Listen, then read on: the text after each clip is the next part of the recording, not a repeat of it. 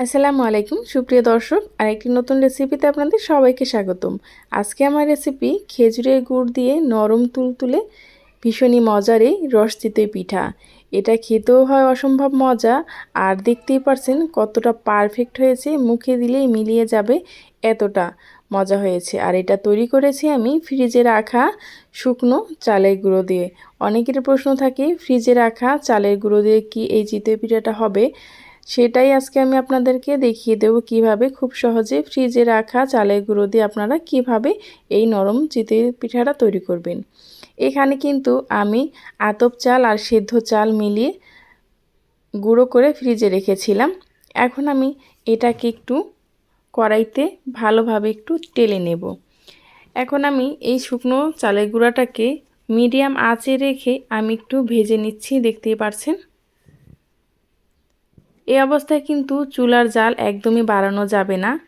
আর যখন দেখবেন হাতে নিলে আপনি হাত থেকে ছেড়ে দিতে হবে, এরকম গরম হয়েছে, তখনই কিন্তু বুঝতে হবে এই গুঁড়াটা খুব সুন্দরভাবে ভাজা হয়ে গেছে।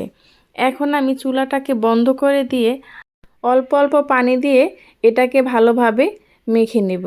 এখানে কিন্তু গরম পানি ব্যবহার করা যাবে না, ঠান্ডা পানি দিয়ে কিন্তু এটাকে করে নিতে হবে। আর এটা করতে হবে গরম থাকা অবস্থায়। দেখতে পাচ্ছেন আমি অল্প অল্প পানি দিচ্ছি আর ভালোভাবে এটাকে মেখে নিচ্ছি। আর গরম অবস্থায় এই কাজটা করলে কিন্তু আঠালো হবে।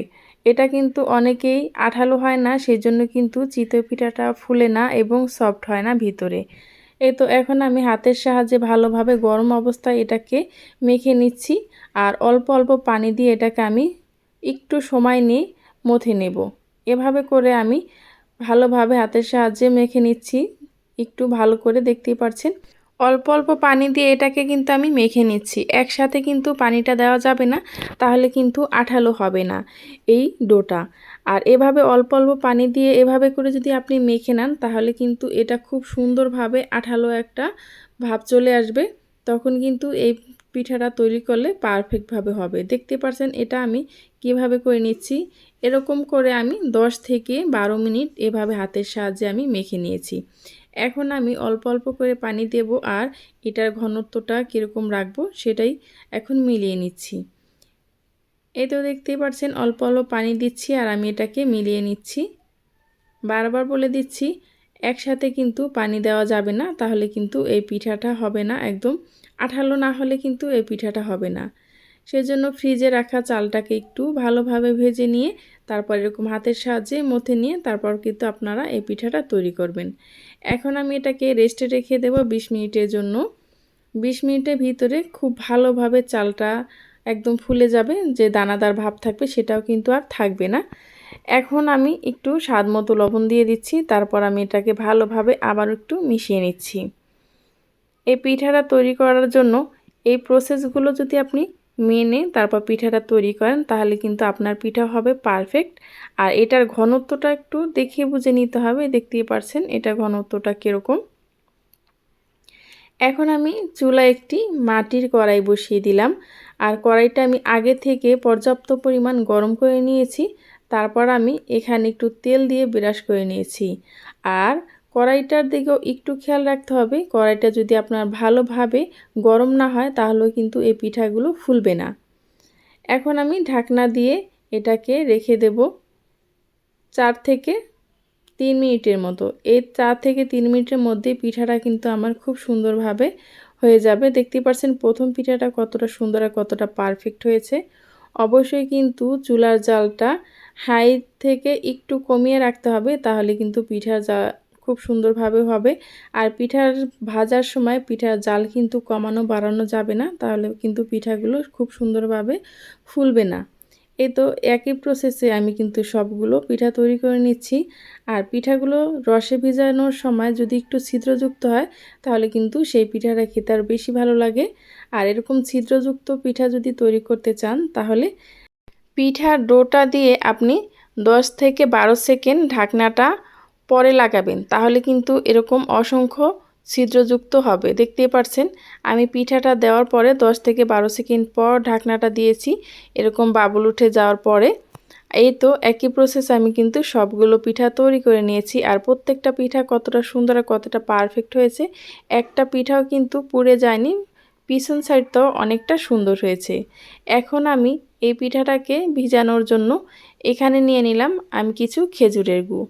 খেজুরের গুড়টা আমি একটু ভালোভাবে নেড়ে চেড়ে নিচ্ছি। এই অবস্থায় কিন্তু আমি সামান্য পরিমাণ একটু পানি দিয়ে দিচ্ছি, যাতে করে এই গুড়টা পুড়ে না যায়। আর গুড়টা যখন এভাবে তৈরি করবেন সেই ক্ষেত্রে কিন্তু চুলার আঁচটা একটু মিডিয়ামে রেখে নেবেন, যাতে গুড়টা পুড়ে না যায়। গুড়টা যদি পুড়ে যায় তাহলে কিন্তু খেতে ভালো লাগবে না।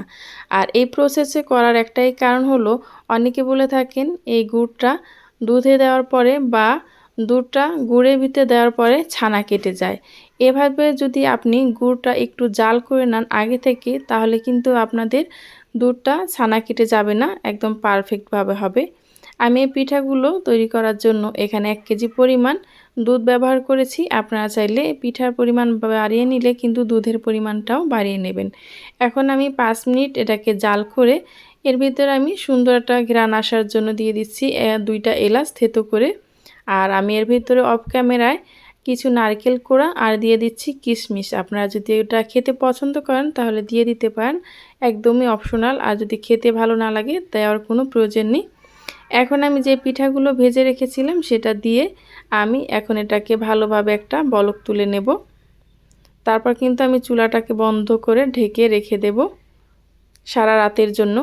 আমি যেহেতু এই পিঠাটা রাতে তৈরি করেছি সেজন্য আমি ভিজিয়ে রেখেছি। আপনারা সকালবেলা তৈরি করলে সারা দিন যদি ভিজিয়ে না রাখেন 2 থেকে 3 ঘন্টা অন্তত ভিজিয়ে রাখবেন, তাহলে কিন্তু খুব সুন্দরভাবে এই পিঠাটা রসে ভিজে টয়টুম্পুর হয়ে যাবে। ফিরে আসছি সকালবেলা, দেখতে পারছেন পিঠাগুলো কত সুন্দরভাবে ভিজে নরম হয়ে গেছে আর কতটা পারফেক্ট হয়েছে।